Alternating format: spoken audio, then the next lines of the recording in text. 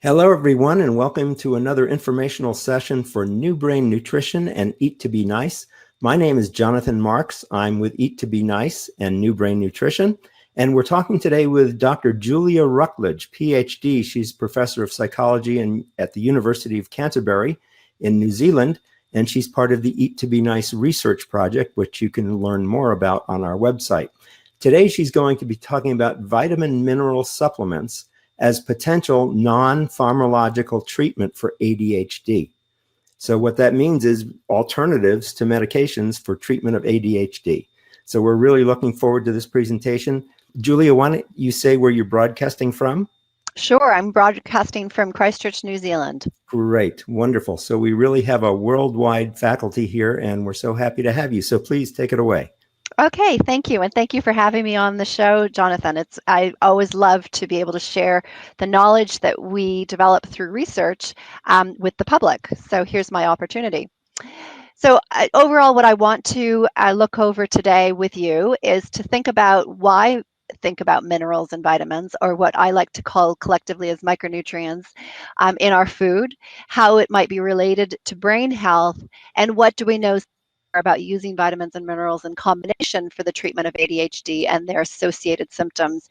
And I say associated symptoms because people who have children with ADHD will know that while they struggle, of course, with inattention, hyperactivity, and or impulsivity, oftentimes they have other challenges as well, like very dysregulated mood or some anxiety or a lot of temper tantrums. So that's what I mean by associated symptoms, is that there are other symptoms that can go alongside this disorder that can be very, very challenging for parents in terms of managing those behaviors. Right. I think those parents know that there is a host of comorbidities that go along Correct. with ADHD. That's it. That's what it is, comorbidities.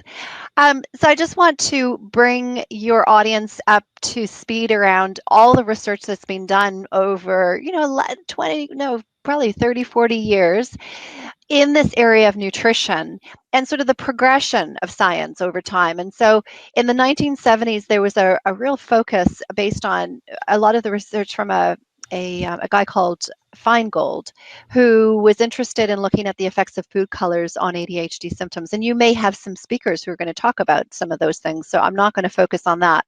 But just to see that there's been research on food colors and sugar. Around that same time, there were studies that were being done on what we call mega doses of vitamins. And so that's just a few vitamins, but given in really, really high doses and often toxic doses.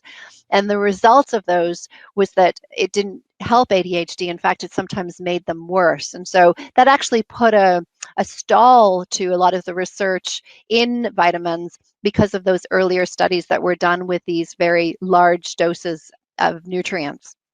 There have been studies on amino acids, there have been the few foods diets, there's been a whole bunch of studies that were done on single nutrients like magnesium, iron, zinc, and there's been a huge effort to look at the effects of fish oil, of which we do know that there's a small benefit for using fish oil for the treatment of ADHD symptoms. And then now here we are where we are trying to actually look at the effects of nutrients in combination, because the studies that were done on those single nutrients often didn't yield very consistent or big findings. And so now we wonder whether or not we should put them together. And I'll explain why that might be an important change in the scientific inquiry. And let me just ask a question about that slide before we move on. Sure. Which is this whole history. You may have said it, I think you did, but I just want to be clear. All these studies were on ADHD patients? Correct. Yeah, this is all dietary interventions for ADHD. Wow, yes. This is a quite impressive history. Yeah, it's been good. Yeah, certainly it's been of interest for a long time. And that's often driven by anecdotal stories of parents saying, I took my child off of, sugar or eliminated artificial food colors, and his behavior is so much better. So that often is what leads scientists to sort of investigate that more thoroughly and in a more controlled way. So yeah, this is all the research that's been done on ADHD. Fabulous. So stepping a little bit back and thinking about the physiology behind this, we all need to remember that 1 liter of blood enters our brain every minute. And so that's 60 liters of blood every hour that your heart is beating. And we need to think about what is it doing. And essentially it's bringing nutrients to the brain and also taking things away from the brain that they no longer need. So there's this interaction that's occurring.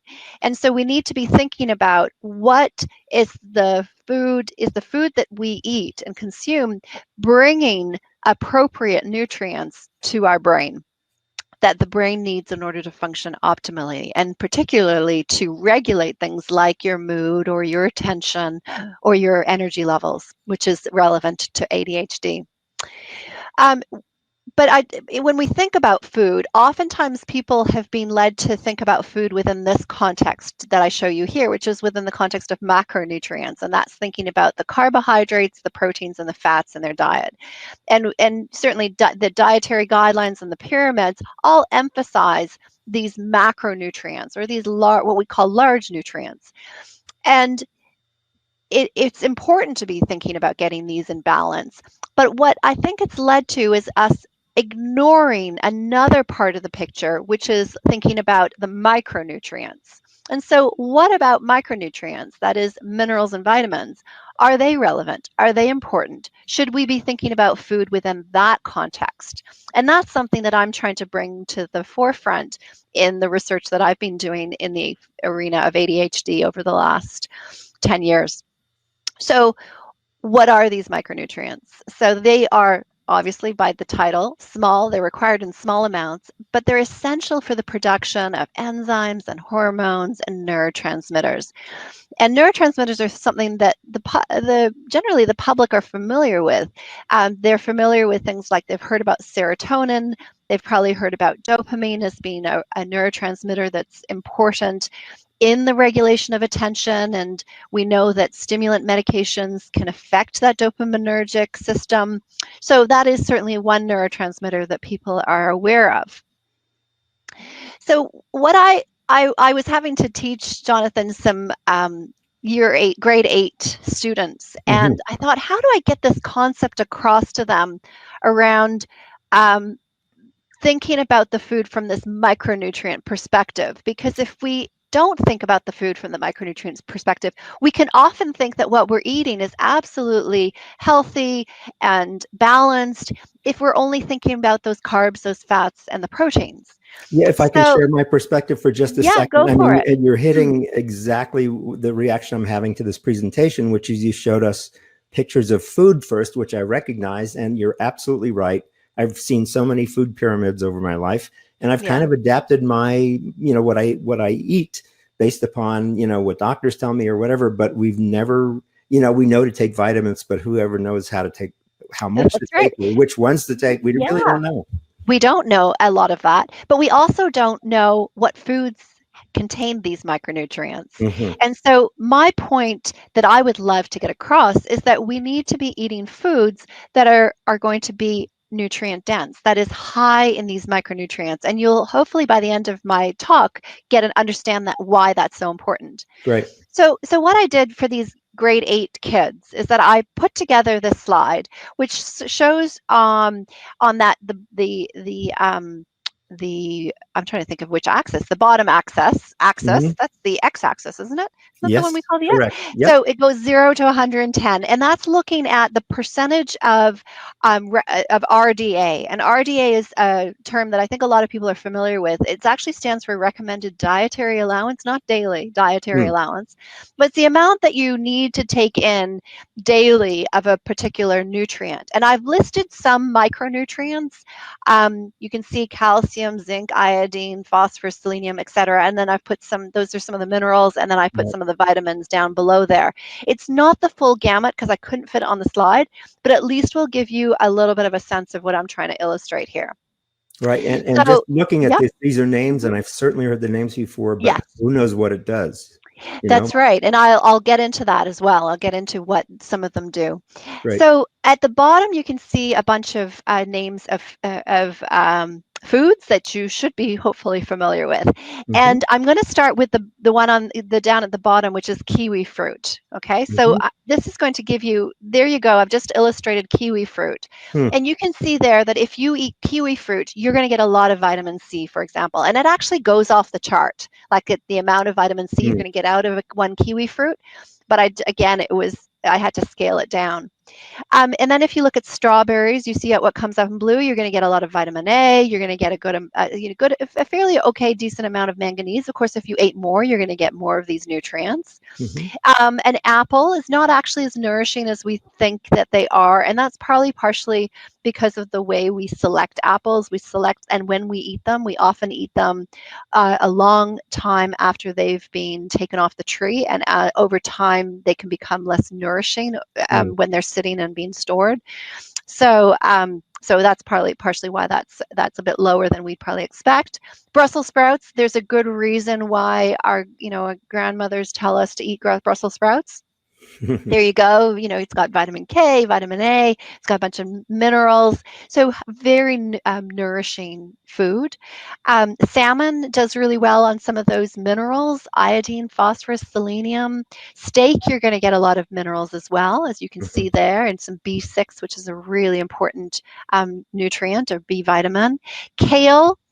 It is just a fantastic food, and it's because I think it's been called a superfood, and you can see why. It's got a lot of nutrients across the board. Mm-hmm. Brazil nuts will give you a good amount of selenium in particular. 5 Brazil nuts will get you enough selenium for the day. Now here's the next one. So donut. So are you ready? Because it's not going to take very long. So you can see it's not, I'll do it again. So there's not a lot of nutrients in donuts. And Right. there's a little bit though, and that's partially because of, like, you could see calcium. I think calcium went up. Yeah. And Yes. that's because of fortification, or that there might be some milk in there. So that'll be, Mm-hmm. and that'll be due to fortification of milk. And hot dogs, not a lot. Mm-hmm. English muffin, again, there's a little bit of fortification there. And the last one, are you ready for it? It's Coca-Cola. So did you see anything? Oh my God. Do that again. Yeah, I'll do it again. Nothing. Nothing. Nothing.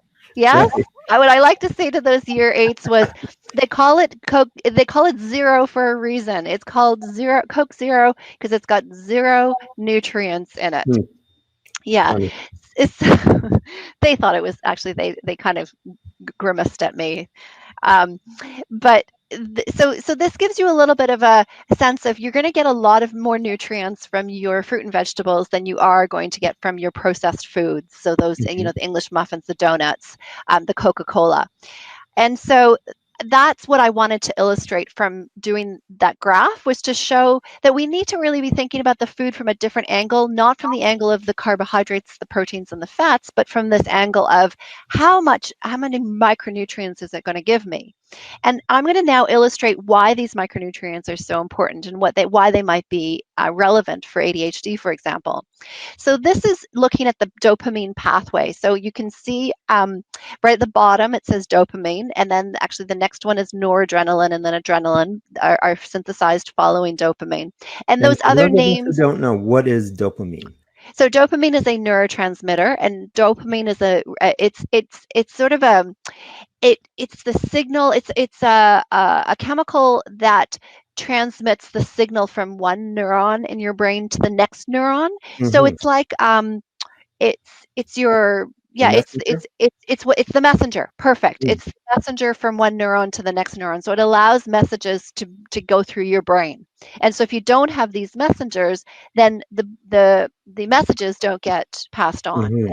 They're Mm-hmm. very important for the messages to get passed on within your brain.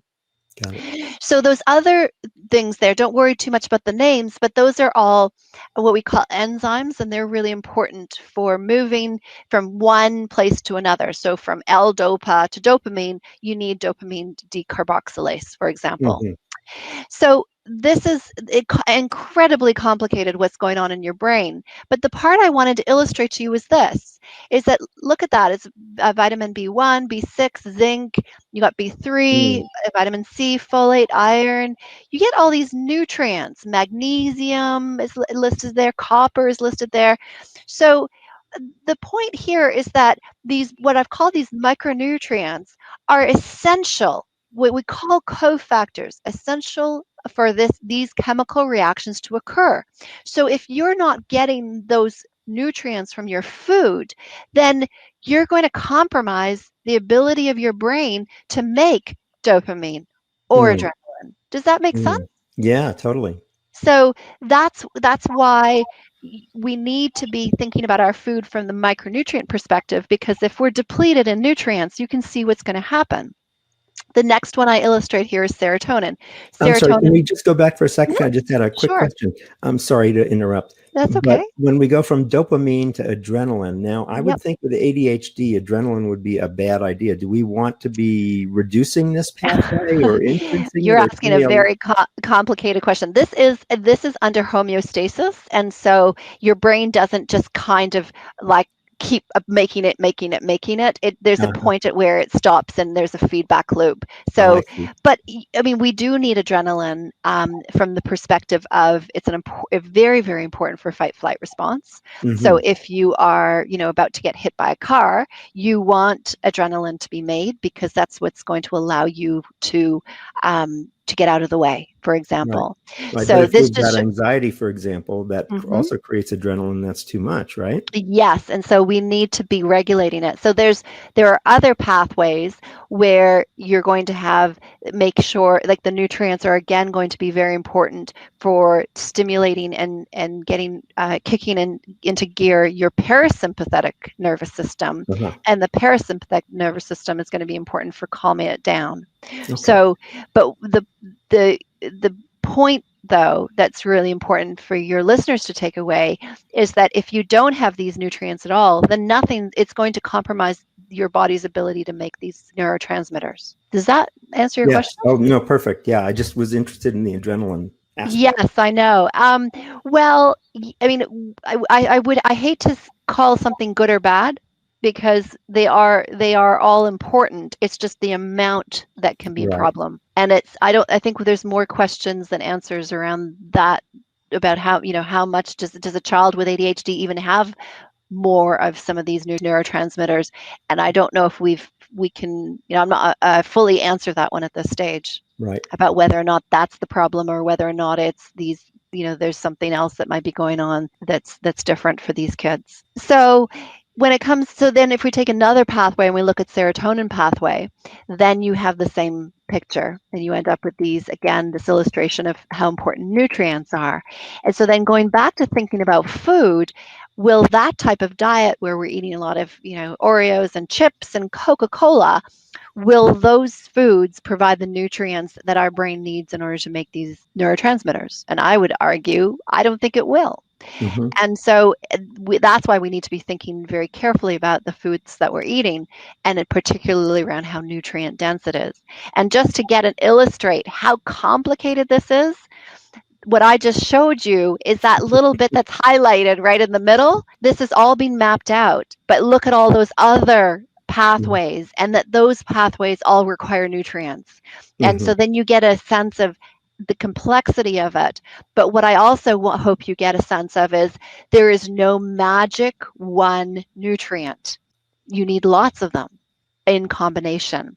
And so Hmm. when we go back to those studies I was talking about earlier, around that there were all these single nutrient studies that were done, like on iron or on magnesium or on zinc, you can see why they failed, or they didn't show. There was a lot of mixed findings, and it might be that they weren't filling all the gaps. So it only sorted one gap. But if you're not giving the other ones, then you can see that you're still going to be compromised in your ability to make dopamine, for example. The message is there's no magic.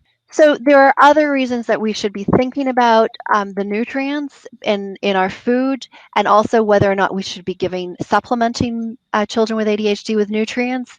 And so that's where we have to go to our food quality. And I mentioned a little bit about apples and the way that we store them, that can influence the way we select them. We select them for good storage, but we don't necessarily select them for their nutritional content. Hmm. You don't look at an apple and go, oh, I'm going to choose that apple because I know it's going to have a lot of B vitamins in it. You choose the apple because it's pretty, right? You look at it and you go, oh, it's got no bruises, it's got a nice color. but you're not choosing it for its nutrient density. Mm-hmm. So I'm just sort of explaining that. That's important.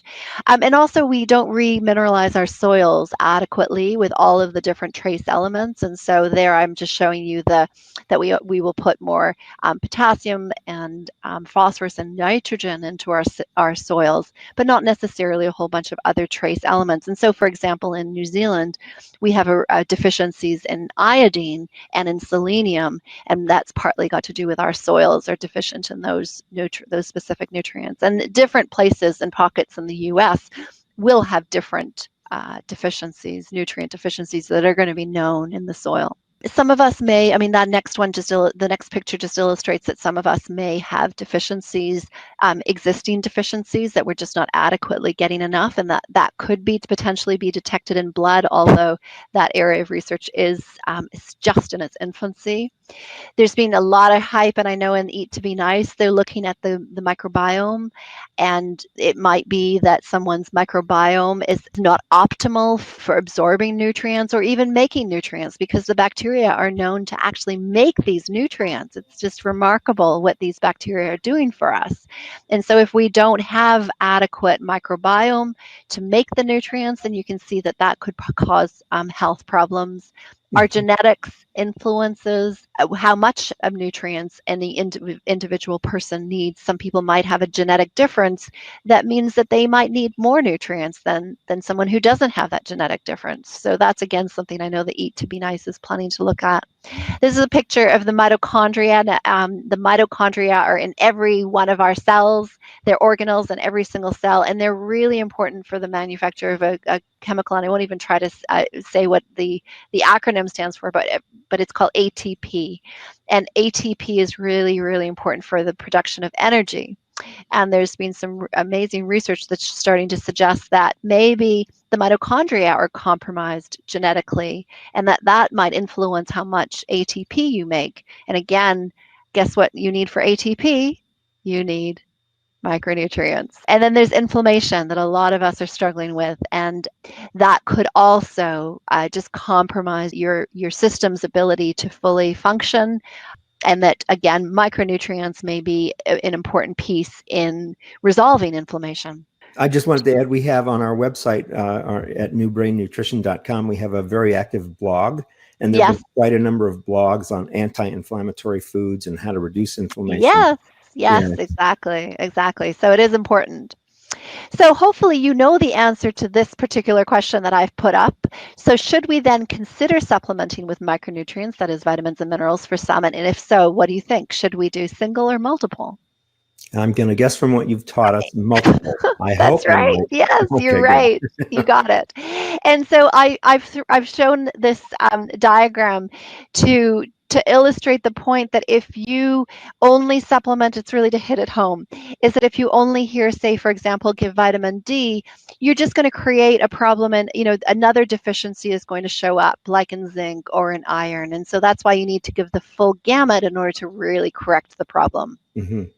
So when it goes to the single nutrient studies in ADHD, I said they've been modest at best, and I just named some of them here.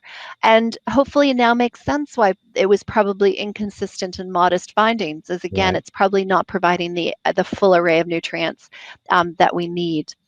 And so what do we know about the broad spectrum approach for ADHD? Here's what we've been doing at the University of Canterbury. So what we do is we give people a broad spectrum of nutrients, and I've listed a whole bunch there. There's no magic ingredient there. Do you want to make that bottom point, which is in our trials, at least, we've been giving the nutrients at doses higher than that recommended dietary allowance, but lower than what we call the upper limit. And I think this slide illustrates that point. So the recommended, what some of your listeners may not know, is that the RDA is a number that is being developed to say, you should get this amount in order to prevent yourself from getting a frank nutritional deficiency. And some examples of frank nutritional deficiencies are things like scurvy or rickets. I don't know if listeners know what these things are anymore, because we don't have them anymore. But scurvy was something that certainly affected sailors, and that it killed them. I mean, it was if 40% of people on ships died because they had a vitamin C deficiency, and that's what led to scurvy. Rickets can affect your bones, and that is caused by vitamin D deficiency. So if you get your RDA of vitamin C, then chances are you won't develop scurvy or, or those specific things. But we're now starting to wonder whether or not RDA is sufficient for the brain. And so what we're doing is that we're giving it within this range here, and you can see that we wonder if that's the therapeutic range. It's above RDA, but below the UL. And UL is the upper limit where it's a number they've identified. It's very conservative, but it's a number that says if you take this nutrient at that dose, there will not be a problem. But the higher you go above the UL, the more likely you might then start getting into a range of causing some toxicity. So an example of, and I hate using the word toxicity with relation to nutrients, but an example of this could be magnesium. I don't know, Jonathan, if you've ever taken magnesium alone, but if you take too much of it, it will cause diarrhea. So that's where you're starting to get an unpleasant side effect. And that means that you've taken magnesium above the UL. Now, let me ask you a question, if I may, that I'm thinking, and I'm wondering if others are too.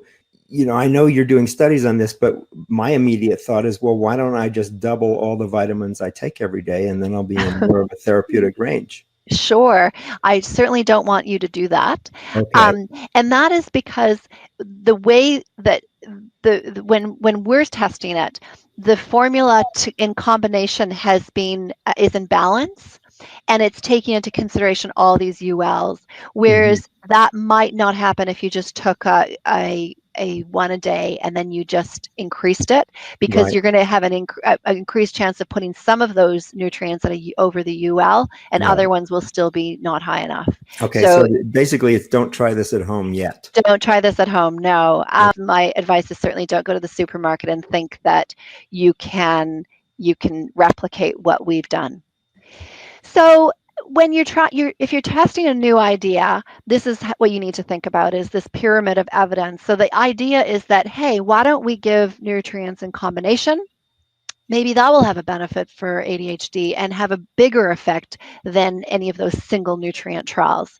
And so when you're building this evidence base, you start with case reports. You don't start with a randomized control trial. You start with these case reports, and then you might go observe some people getting better. So then you move on to case series, and you go into case control studies, et cetera, up to the randomized control trial. And so I just wanted you to understand, or your listeners to understand, that it's a pyramid of evidence, and that really once you've got this evidence across all of these different areas, then you can more confidently go, I think we've probably hit something that's pretty important here.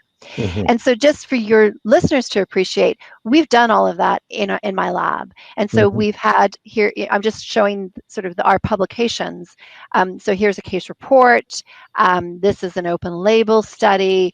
And this is looking at neurocognitive functioning in an open label study. This is a reversal design. It's an on-off kind of experimental one. Here's the randomized control trial. Here's another randomized control trial. So you need replication. So we've produced that. You then want to follow people naturalistically over time. Like what happens after if you stop the nutrients, if you stay on the nutrients, do they cause harm long term? And so we've been able to answer that kind of question. Then we're interested in, well, why? Why do some people respond and others don't? And so that's what we call looking at moderators of treatment response. Is it that people who came into the trial who were deficient in a nutrient, that they might be our responders, or that maybe only men responded and not women, or there's a whole host of variables that you can look at to see whether or not that can give you a clue. We're not getting very close to figuring that one out, but I'm hoping Eat to Be Nice might be able to do that. And then here we've done it with children. So we've looked at this moderator in 2 different samples. And then we're also asking the why question. Okay, well, why? What might be going on in the brain, for example? And this is looking at the resting state networks. This is through imaging, which I think also Eat to Be Nice is doing some imaging. And then we've been interested in looking at genetic changes. Can you turn genes on and off with nutrients? And so that's this publication here. And then we've also looked at just this, random things because I live in Christchurch is, do people who take nutrients at the time of an earthquake, do they benefit? And we were able to say, yes, people with ADHD who took micronutrients during an earthquake didn't suffer as much stress as people who didn't. So you had a study going on during the earthquake? You Is that got right? it, before and Wow. after. Yeah, What? that's what as scientists, that's what we have to do. I can't, fix houses. I couldn't put bricks back on, but I could run a study. And so Right. we've run a lot of studies within the context of natural disasters. And then sadly, we've had the recent massacre that happened here. And so Yes. we're going to launch some studies associated with that as well Wow. in the near future. So at least we can answer some really important questions so that can help in the next time that kind of event happens. So I just wanted to give you that sense that we've been busy and we've been building the evidence in all kinds of different ways. And this is the overall conclusion that I can say at this state is that all studies on broad spectrum micronutrients do show some benefit either in the core symptoms of ADHD or their associated symptoms like aggression or like anxiety, that comorbidity that we talked about before. Mm-hmm. And if you're targeting people who have symptoms. So by that, I mean, there have been some studies that have used a broad spectrum approach, but they've targeted people who don't actually have any symptoms. And so I'm not surprised that then you don't see any change in the symptoms because they didn't have any to begin with. I just wanted to make that point because some people do studies like that. I don't know why they do them, but they do. Mm-hmm. And so that just gives you the sense of the evidence. And so just to walk you through a few of the studies, just so that your audience has a sense of, well, what does it help and what doesn't it help with? Based on our research anyway, what I illustrate here are the results from our adult ADHD trials. So by that I meant we randomized adults who were identified with ADHD to either micronutrients or a placebo. And here what I'm illustrating is the improvement, the benefit of the active versus placebo based on self-report, their spouses a report, and based on clinicians. And so based on the self-report, you can see there's a significant difference between there's much greater change and improvement in those who were randomized to the active versus placebo. We Right. still see that same effect with the observer. The clinicians didn't pick up on it. And in a way, you might say, well, actually, we shouldn't be that surprised because the clinicians would only see them every few weeks, and they would see them for about half an hour. So they're not experiencing it the same level as the self, obviously, who they're there all the time, and the observers who are seeing these people daily. This slide here was our first study that was looking at the effects of the nutrients on children with ADHD. And we started with what's called an on-off design. And that it just allows you to put children on the nutrients and then off and then on and just observe what happens. And so that's what this slide is illustrating. The higher, the worse their symptoms. So that first one in yellow is up at about an 80. That means that they're seriously impaired with ADHD symptoms. And then the green shows them going on, and they've been on them for 8 weeks. And you see there that they've gone under the clinical range. And so what we've done as a group, there's 14 children in this study, that they've gone below the clinical range, which is really exciting. We then took them off the nutrients, and you can see there's a reversal, and they go back up. And then we put them back on, and you see that second green bar is showing them again going below the line, and then they go back above the clinical line when we take them off. Above the clinical line is reducing each time, and so it must have an effect of the nutrients, right? It could be that over time that they are getting, absolutely, that might be one thing that's going on, is that they are getting some benefit from the nutrients, and so it's not going to be as strong each time. The reversal isn't as strong, but there's also something, we call it regression to the mean, and that means that if you monitor people over time, their scores tend to just overall get better. Mm-hmm. It's a scientific observation. Right. So that may also be partly regression to the mean. So now this comes to our child study. And I think that people, when they want to know about, does a treatment work, they kind of want to know, well, what percentage of people get better as a consequence of taking the nutrients? And so that's how I've illustrated it here. So for that first one, what I'm showing there is that, are they a responder in terms of hyperactivity and impulsivity? And I have active and placebo. And basically what you can see there is 25% of both groups responded. So there was no difference. So in the kids who we treated with the micronutrients, there was no additional benefit to taking the micronutrients in terms of their hyperactivity and impulsivity. But if we look at the next one, which is inattention, what you see there is that over 30% of the kids who had the nutrients over a 10-week period showed a great clinical benefit versus less than 10% of those who were on the placebo. So you can see that big group difference. And then if we look at just general functioning, which is this kid doing better? Again, you see almost 50% of those who were on the nutrients had a really strong response to the nutrients, just under 30% of those on placebo. So what you see there is that just taking pills does make people better. And that's, I think most people understand that when you take a pill, there can be a strong placebo effect. And then this next one looks at mood. Again, what we're seeing there is that the kids who came in who were really dysregulated in their mood were far more likely to show a substantial clinical benefit if they had been randomized to the active versus the placebo. So 40% of them benefited if they were on the active versus 20% of those on placebo. And then the last one shows anxiety, is that you see that the kids who were anxious and came into the trial, they were far more likely to benefit if they'd been randomized to the active. I do this because the nutrients, I show a variety of different symptoms here, because I think it's important for people to step away from thinking about ADHD as just being about hyperactivity and inattention, because there's so much more that's going on for them.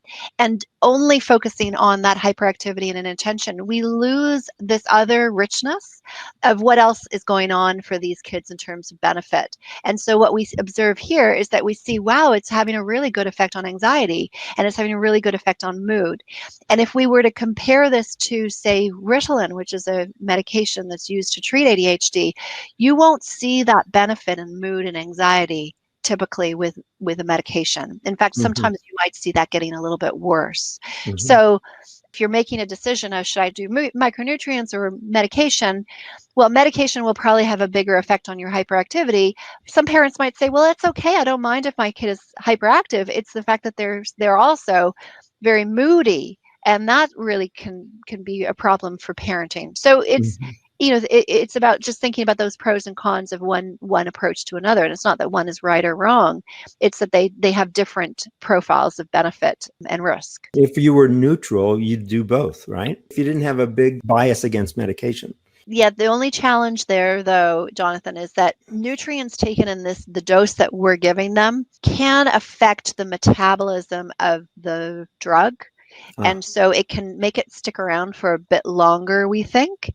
And that means that taking the two in combination needs to be very, very closely monitored. And you might end up with more side effects associated with the medication, which would be unpleasant. So they need to be properly combined together. The research shows you should reduce the medication dose if you're using it alongside nutrients, which I think most parents would be okay with, but that has to be done in conjunction with the prescriber. Thanks for covering that. Okay, and so this is looking at aggression, which is something that a lot of the kids that we saw in our study had a lot of aggression, and it's showing that the aggression was far more likely to show greater change in those who had been randomized to the nutrients versus placebo. The reason I chose this slide was that it shows that it was observed by both the parents and the teachers. So you can see that there was greater change being observed across two different observers, and that's kind of reassuring that we're seeing the change observed across two different observers. Then finally, this question around, well, what happens if I stay on the nutrients? And so this slide is just saying, well, what happens to these people after they finish our clinical trial? And we observe them over time, and so we follow them up. And what I'm showing you here is the progress of different groups. I've divided them based on the dominant treatment at follow-up. So the yellow line shows those people who were on micronutrients and chose to stay on, and this is from the adult study. And then the red line shows the people who decided, you know what, I've had enough of taking pills. I'm going to just stop everything completely. And then the blue line shows the people who decided, you know what, I didn't get a full benefit. You can see how their symptoms have dropped through the clinical trial, but they're still quite elevated. So I'm going to see if medications will do a better job for me. Mm. And so what you see here is that those who stayed on the nutrients, they're in the non-clinical range, that yellow one, and it stays that way over time. Those who stop, you see regression. They're getting worse when they stop the nutrients. And then those who switch to medications, it doesn't confer any additional benefit. They're doing about the same as they did. What's really interesting is that we're currently in the process of publishing the same look at the kids with ADHD, and we see the exact same pattern, which is if the kids with ADHD, if they've done well with the micronutrients, they seem to maintain those changes over time. They stay well. If they switch to medications, that doesn't seem to give any additional benefit. So it's puzzling, and it's not randomized at this stage. It's a naturalistic follow-up. So there's some problems with that, because it might be that if you stay on nutrients and they know the studies about nutrients, they're going to tell us they're doing well, right? So there's those problems associated with this kind of naturalistic follow-up. But on the other hand, you can't keep people randomized forever. So you cannot keep somebody on a placebo for a whole year. It's unethical. You can do it for short periods of time, like what we do, which is 10 weeks, 12 weeks, but you really can't do it for a whole year, because you're essentially withdrawing or withholding treatment from that individual for that period of time. So that's why this is the best that we can do. So overall, that's pretty much, I wanted to show a little bit of data. I wanted to give a little bit of information around the why might we want to try this approach. So what we can see is that there are definitely some people who do really well with the nutrients. It's not everybody, and we're trying to better understand why is it that some people do really well and why don't others? Is there, can it be tweaked? Can this be, can we add other treatments in? So we're at that stage in the scientific questions. So, what I hope is that overall, based on Eat to Be Nice in general, we should all know that we should be eating better, reducing the processed foods and increasing the vegetable and fruit intake. Other things that are so important is that we need to get out there in nature. There's a study that's just coming out in the next few weeks in the Lancet, what's called Lancet Planetary Health, that's looking at the role of being in green spaces and how it can reduce symptoms associated with ADHD. So that's really cool research that's happening. We should be children should know how to cook. We all need to stay socially connected because we know that's going to be good for us. Maybe we should be supplementing, if these other approaches don't work. And as Hippocrates said, leave your drugs in the chemist's pot if you can heal the patient with food. Great. So that's the end of my talk. Great. Julia, this has been an absolutely wonderful presentation. I like seeing your bike in the background, so you're practicing what you preach. That's right, you got it. And you can't see the orange peel here in front of me and the nuts that I'm eating. Okay, great. Anyway, we've been talking with Julia Rucklidge PhD. She's professor of psychology at the University of Canterbury in New Zealand, and she's with the Eat to Be Nice project. Julia, this has been a wonderful presentation, and I know this is going to get a lot of viewership when we put it out there. Thanks so much. Great. I look forward to seeing it. Bye-bye.